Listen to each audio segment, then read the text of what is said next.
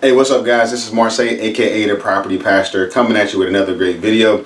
You guys haven't heard from me in quite a while, but we did post a video the other week just talking about our newest property acquisition here in Hampton, and we are continuing to invest.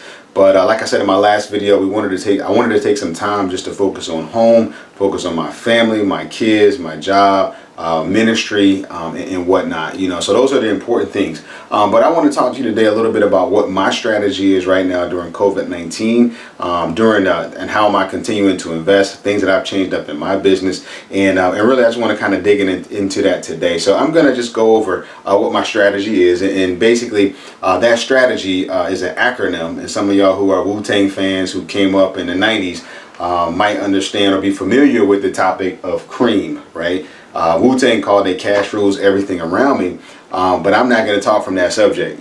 Basically C.R.E.A.M for me means a little bit different, but basically I'm going to jump into each of those letters and what they mean to me in my business. So basically C.R.E.A.M for me is this, right? It's not cash rules everything around me, because I don't believe that's the priority of how we should prioritize life.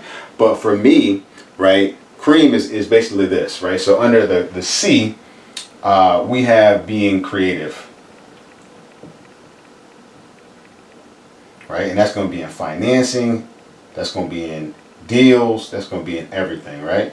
So the C is creative financing, right? The R for me is the reserves, right? So reserves being very important. And then the E right now, the E is talking all about education. And right now, some of us you might be working remotely on your job. You may be, you could be furloughed right now. You might be laid off or whatever it is for you. But I believe that education is very critical right now. And I'm really digging into ways to invest. I'm digging into ways to further my business. And I'm going to talk about that here as we dig through the video. But for me, the E is the education piece.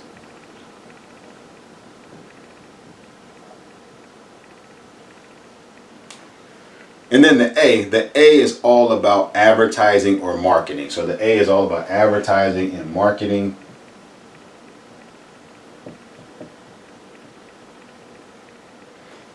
And then the M is for mentors. It's for mentors. So who are you using to help you grow your business? Who are you talking to? How are you plugging in and things like that? So I'm going to talk a little bit about some of the mentorship that I'm taking part in, and also trying to help other people during this time. So let me write that down real quick. So mentorship, M is the mentorship. So everybody who is taking notes, right? So basically, C.R.E.A.M is not cash rules everything around me, but it is creativity and creative financing. It is having reserves, relying on those reserves. It's education, also, and it's advertising, and then it's the mentorship. So we're going to break down each of those here throughout the course of the video, and make sure you drop your questions down in the comment section, and we'll keep on digging into it. All right, so let's jump into this a little bit. In the first portion, we're talking about creative financing. So remember, we're talking about the C.R.E.A.M acronym in terms of my strategy, the Property Pastor strategy for COVID-19. So looking at creative financing, I'm going to just kind of cover four main areas that I'm focusing on in my business right now. The very first one is seller financing. Seller financing is basically when the owner of the property typically is going to have a ton of equity. They may own a property, typically they own the property free and clear. So I'm marketing to property owners who own properties free and clear, and basically we kind of eliminate the bank, because right now the banks are really kind of focusing on the PPP program, and a lot of they're very conservative in what they're doing right now. And I've never been a huge fan of dealing with the bank. There's just a ton of paperwork. It's a hassle, right? But I love dealing with creative financing and seller financing. So the deal that I just did, the fourplex that I talked about in Hampton, was a seller finance deal. We will have another video just going through those numbers for you guys. But I love seller financing, and I've done several deals with seller financing, and basically that seller will carry the note. So for me, I'm focusing on that area to continue to grow my business during these times. A couple new areas that I haven't really talked about in videos, but that are actually, they're pretty popular today. And the first one is lease options. And lease options are pretty cool because the way that a lease option works is kind of like a sublease setup, right? So basically, you're going to have, your property right here, and then that property is owned by somebody, right, who initially will be selling, right? And then you'll come in as the investor. And then from there, you will have a tenant buyer.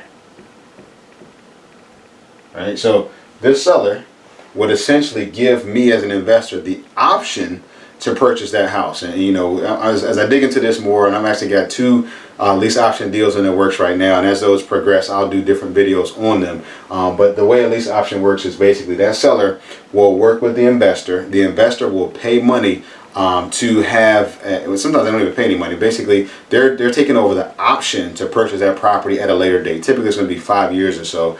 And then that investor who has the option to buy the property will then go and find a tenant buyer, right? And then essentially do a rent-to-own setup or a lease purchase with that tenant buyer. So what happens, right, is say, for example, me as the investor, I will essentially go and try to take the note from the seller, or the mortgage payment basically. I'm not going to take the deed to the property, right? And then I am going to go and sublet or sublease that property to a tenant buyer. The tenant buyer, I'm going to give them, you know, about 2 years, a year or two to get their credit cleaned up, right, and to qualify for a loan. Now, the way that you make money with a lease option is the basically upfront option fee. So you get paid up front, right? And that's going to probably, you know, typically, you know, that might be 3 to 5% of the purchase price. And then you're going to have the monthly cash flow.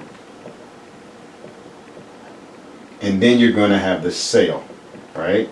So the math of this basically just kind of works. Say, for example, we got a, you know, a $100,000 house. So I buy that, you know, basically that set up an option purchase with my seller for $100,000, right? So we're going to say that's 100K, right?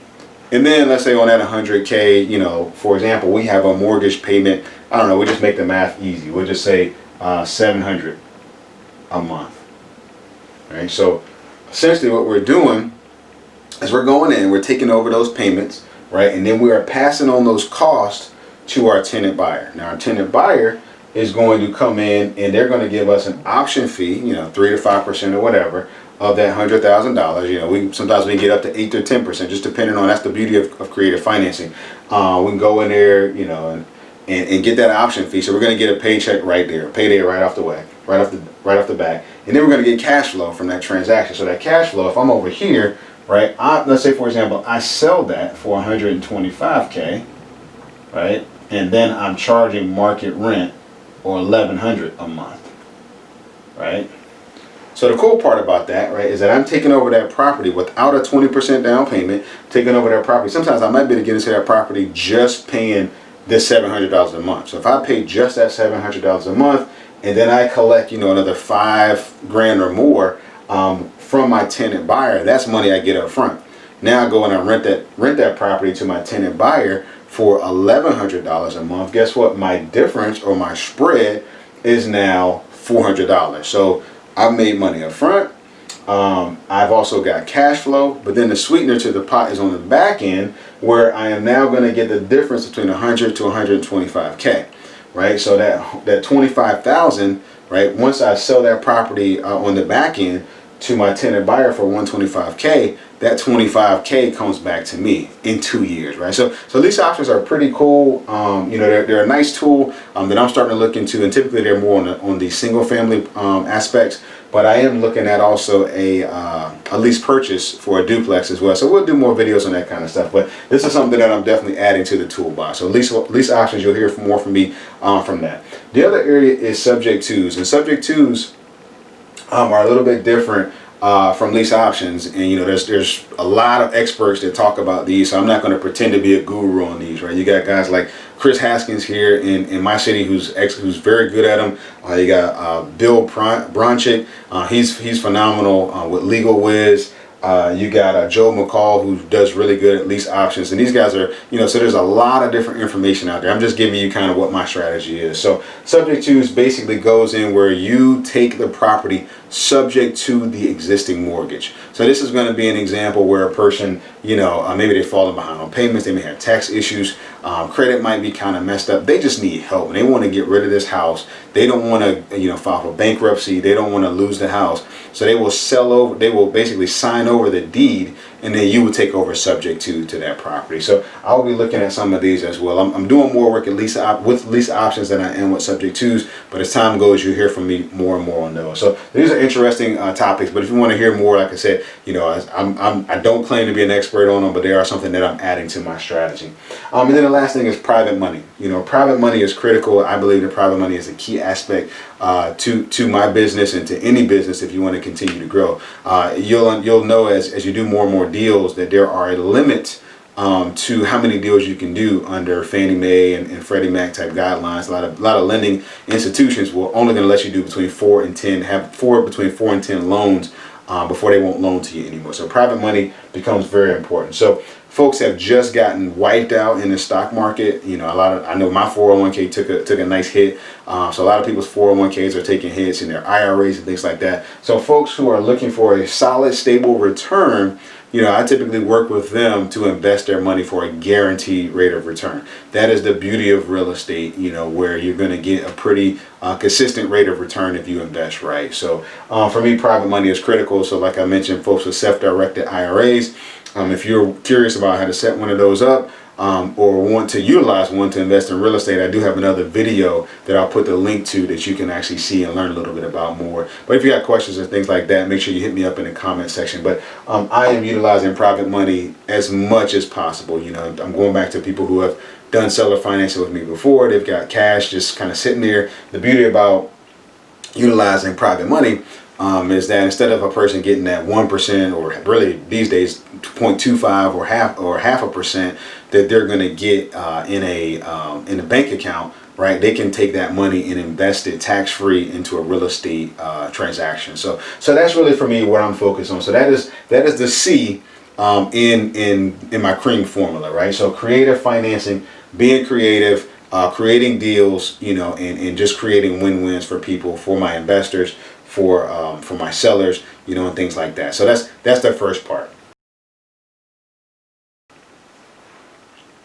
All right, so the R in the C.R.E.A.M formula for me is really all about reserves. It's all about reserves. So if you've been doing real estate investing for a while, you're going to get cash flow benefits, you're going to get tax benefits and things like that. But it's very tempting to take those profits and just go spend, right? You might want to take a vacation, buy a new car, whatever that looks like for you. But the thing about right now is that reserves are critical. So for me, every bit of excess cash flow that I'm generating, I'm putting that in the bank. I'm basically trying to make sure that my reserve fund is enough, because at the end of the day, there are going to be times where tenants are not going to be to pay rent. People are going to lose jobs. We are in a very difficult economic cycle right now. So every bit of money that I'm generating, I am not using that money frivolously, right? So reserves are critical. Reserves are important.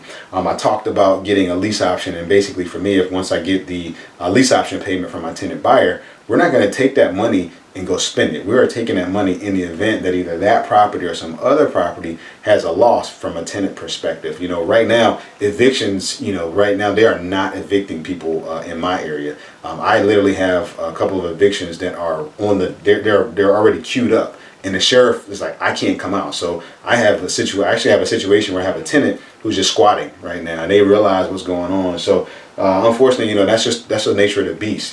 So the thing about it is, but I plan for that. And fortunately, we've got enough reserves, we got enough cash flow coming in from other places that we're not in a loss condition. We're in a loss condition on that particular unit, right? But basically, get into the place where you don't spend your seed money. And that's very important. You can't. Essentially pull everything out, and use that up in a frivolous way. So don't spend your seed money, don't spend your reserve money. So for me, it's very important, because right now what's going to happen is as all of this unfolds, there's going to be tons of opportunities to acquire new assets. Things are going to start selling for pennies on the dollar. People's scenarios and situations are going to be kind of dire. So really having cash is very important. So don't spend all of your seed money. The other thing is, make sure you plan for evictions. And like I mentioned, fortunately, out of all of my portfolio, I've got very few vacancy right now. I got very few people who are not able to pay. But there are going to be people who lose their jobs. And for me, right, I'm not, I'm trying to work with all of my tenants. We've kind of suspended late payments and things like that. And we've told them, hey, if you lose your job, let us know, communicate with us. We'll do whatever we can to work with you, especially if they've got a good payment history.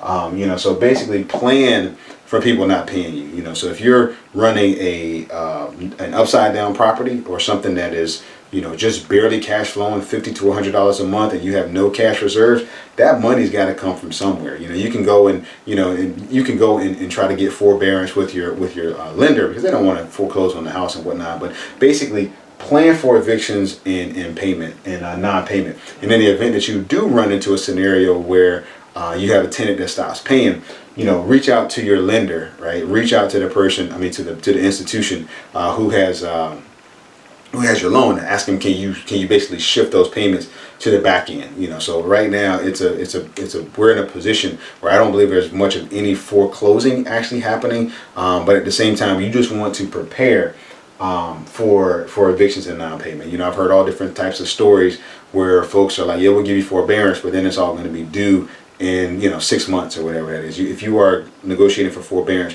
try to move the payment to the back end of the loan, right? So if you got a 30-year mortgage, just ask them to extend it by whatever that forbearance period is. And then the next thing is, make sure you avoid at-risk tenants. And that's just something I always cover anyway. But from the standpoint of screening, from the standpoint of taking on tenants, right now is not the time to take on people with evictions. It's not the time to take on people who have short tenure on their jobs, because right now it's a crapshoot. People in travel industries, people in service industries, people all over. Every industry right now is just being affected. So you want to avoid at-risk tenants and try to be as stable with your tenants as possible.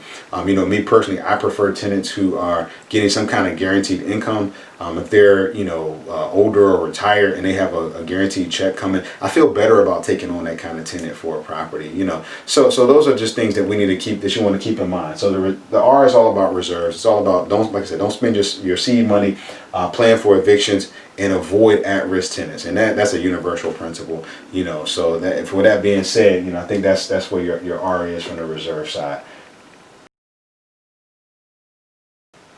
All right, so next we're going to talk about a little bit about the E of the C.R.E.A.M formula. For me, it's all about education, and I'm a big proponent of continuous learning. But right now, during COVID-19, I am taking this opportunity to learn, and I believe that you can create opportunities. I believe that you can formulate new strategies, but the key is you got to put in the time. I've done a previous video talking about the mama mentality and the power of 3 a.m. and 4 a.m. in the morning. Right now, during COVID-19, we've undergone stay-at-home orders. We've got more time at home. So I think education is critical. I'm a big proponent of it in my business, but right now, more so than ever. So for me, I've really been trying to focus on the education aspect of my business. And I'll talk a little bit about that here in a second, but I think it's important that you read every single day. You've got mindset videos, you've got mindset books, mindset courses, mindset things like that. Get yourself an Audible account. Some of the best books that you can read, right? You got Rich Dad Poor Dad, you've got Richest Man in Babylon. You got all these, Think and Grow Rich, different books to get your mindset right.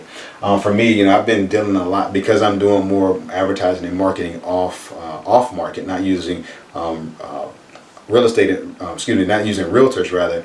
I'm doing more off market type of communication. So I'm dealing one-on-one with owners, sellers rather, and just kind of working through negotiation, understanding, how to present, how to counter, how to deal with objections and all those kind of things. So education is important, but I think we need to read every single day. My goal is to read at least 45 minutes a day. But I think you really want to invest in your own knowledge and your skill set. Additionally, I go back through and start analyzing previous deals. What went right? What went wrong? who's the best title company to use, who's the best lawyer to use, what kind of rates am I getting, what things do my contracts need to say. All of those things are important, and sometimes when you're doing a deal, you may kind of brush over some of that stuff, and this is a great time to just dig into and dig into your education and build your skill set. So I think webinars are critical. YouTube is full of videos. Like I said, I do videos, but there's a ton of other free learning out there that you could benefit from. But I think webinars are very important. I'm a fan of Bigger Pockets. I think their forums are great. One of the issues that you run into in Bigger Pockets is it's really kind of geared towards newbies, when you're kind of just starting out in your business. So I think, those are great tools, but as you go into it, there's deeper types of content out there, and I think that's where this next one kind of becomes very important. There's real estate investor courses, and I'm not a guru fan. I'm not the kind of guy where I tell people, hey, go to the weekend seminar, hear what they got to say, and then go to the back room and they're going to charge you $10,000. I think those they take advantage of people, but I do believe there are some valuable courses that you can take to help you to grow your skill set. I have invested in a few courses. Like I mentioned earlier about lease options and subject twos. I purchased a course. It wasn't a ton of money. It was less than $1,000, but it went through all of the aspects of lease options and subject twos. It had all the contracts I needed. It had different phone scripts. It had, it was just a total package. So I thought that was very valuable. But if you're getting into things that are going to cost you 25 grand, 50 grand, and you're just starting out, I tell you, stay away from those, run from those types of courses. But, I think it's important that you take real estate investing courses. So some of the things that I have invested in for myself this year, like I mentioned, I did the lease option and subject twos. Also learning about how to do wraps, all-inclusive trust deeds, which is a whole different subject.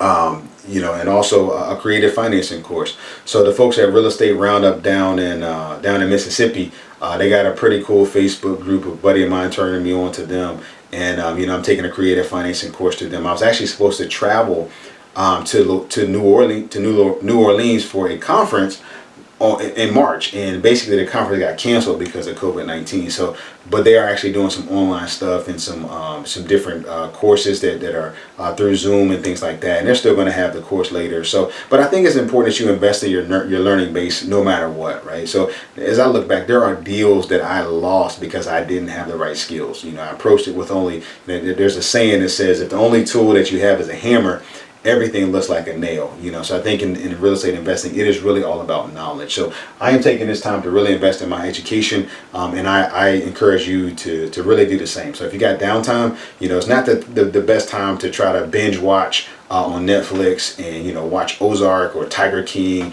and get all that kind of stuff. Take yourself some time and invest in yourself, right? So the thing is, the dreams are out there, they're all a reality, but you got to put in the work. So education is critical, and that's something that's a big part of my formula right now. All right, last part of the strategy is the M, which is all about mentors. It's all about mentorship, making connections, learning from other people who've already crossed this path, from their mistakes, from their successes. So I think mentors are critical. That's just a foundational thing, even in building your business from day one, even in good times. But right now, I think mentorship is critical. And, I've connected with different mentors throughout my business, and I'll continue to do so. So for me, it's all about the connection, right? Connecting, and right now we obviously can't connect the same way. We can't just go and grab lunch with somebody the way we used to, or a cup of coffee the way we used to, but we can have a Zoom call, right? We can be a part of a mentorship group. And I mentioned earlier, about the creative financing intensive that I was going to go down to down in Louisiana. But that group, right, I've connected with that group and made some pretty, have some, just being able to glean from their insight, from their learning, right? I can call those guys up, I can send them an email, I can paint a picture of a deal I'm looking at, I can ask for advice, So one of the things we're doing right now is every week they have a different training call. And then at the end of it, they just open it up for questions, and I've come to them and say, hey, look, I'm having issues with seller financing. I can't necessarily get my seller to agree to a 30-year note. He just wants a balloon. and we'll actually break it down, and I'll tell them what the things I've said and the things that I've presented or proposed, and they say, well, have you thought about this? Think about it this way, or things of that nature are very helpful. So I think having mentors is important, locally and nationally, right, in different markets. And really it's just a matter of hey, look, I got a question. Can I have 15 minutes of your time? One of the things that's important with a mentoring relationship is to add value. But as you look at it, right, it's not just about getting. You can't just call a person up and say, hey, can you be my mentor for the next 6 months? And every single week, just answer my questions, right? You have to have some value that you are proposing, because typically people are busy, and their time is a premium, So I think being able to connect is very important. Asking good, solid questions is critical, because, you read a million books, you watch videos and webinars, but when you're actually doing that deal, there are little things in the details, right, that you're like, well, I understand it conceptually, but practically, what do I do? What do I do if I'm doing a lease option? Do I pay the money directly to the owner of the house, or do I pay it to the mortgage company? Right? So having a mentor will tell you, yeah, well, it's best to put it in an escrow company to guarantee it gets paid. Things of that nature. How do you deal with the due on sale clause in a subject to transaction? I got the different options to do with my insurance. Things of that nature. How do I set up asset protection? It is important to have someone who already has the experience, who've already walked the walk that you're walking, to be able to bounce ideas, to bounce questions off of. So ask a lot of questions, and most people that are true mentors, they realize that somebody helped them get where they were, so they're willing to help other people as well. So like I mentioned earlier, make sure you are adding value. If it's local, right, and that person is like, hey, well, I got this property that needs to be painted, or I've got an issue over here, I can't get to it. If you're in a mentoring relationship, volunteer. Say, hey, if you ever need anything, I'm willing to do that. We can't really necessarily do ride-alongs with people the way that we used to before COVID-19, but any kind of way you can add value, I think, is important, and it creates kind of a two-way relationship. So most people that I know that either mentor me or that I mentor and help are more than happy to do so, and that just kind of boils down to this next point, is about paying it forward. So my mentors have been very beneficial to me. There's folks locally I can call up, people in my REA group. That's the Real Estate Investor Association. Other investors. One I think the world of, a guy named Chris Haskins is just doing some amazing things. But I can call him or text him at any time. And he's like, hey man, whatever you need. Just ask me a question. I got you. He refers. Title company, lawyer. Financing options, things like that, just really cool stuff. So he will, mentors pay it forward, and for me, I always try to pay it forward to people that ask me questions. They say, hey, people I went to high school with, people who are local, folks who check out the videos, and they're like, man, how do you do this? I want to walk through a deal with you. Okay, fine, fine, whatever, let's take some time, let's chop it up, give me a call. And we'll walk through it. I recommend books to read and recommend things to watch and walk through deal numbers. And when they're actually getting closer, just kind of walk along that process. So I think mentors are critical. So for me, I have mentors, and I also help mentor other investors as well. And just being that resource for each other. So the thing I love about the real estate investment space is that it's not really a competition. And if you view it as a competition, you're looking at it the wrong way. The thing I love about it is that everybody needs somewhere to stay. They all need somewhere to live. So there is just so much. That's one of the beauties of capitalism, is that we can create entrepreneurial opportunities. So with that being said, the M of the C.R.E.A.M formula is all about mentorship. So if you don't have a mentor, look for one. Doesn't mean that you're going to be talking to them every single day. Might be once a month, right? It might be once a quarter, whatever that looks like for you. But build and maintain those relationships, because they are important. So for me, that's what my COVID-19 strategy has been. It is all about creative financing. It's about being smart, using reserves. It's about education. It's about the advertising and marketing, and then it's about mentors. So that's what I'm doing right now for COVID-19. I'm praying for you guys, for your safety as the country starts to open back up. Please be safe. Please keep your mask on. Please practice social distancing. And I'm praying for you, and I look forward to bringing you more amazing content, more videos. Hey, make sure that you like and subscribe to our page. And I will continue to bring you new content. If you have questions, make sure you put them in the comment section. Don't hesitate to reach out to me. We're going to keep bringing you valuable, amazing content. God bless you guys. I love you so much, and I can't wait to see you again. Until the next time, take care. This is Marseille, aka the Property Pastor. signing off. God bless.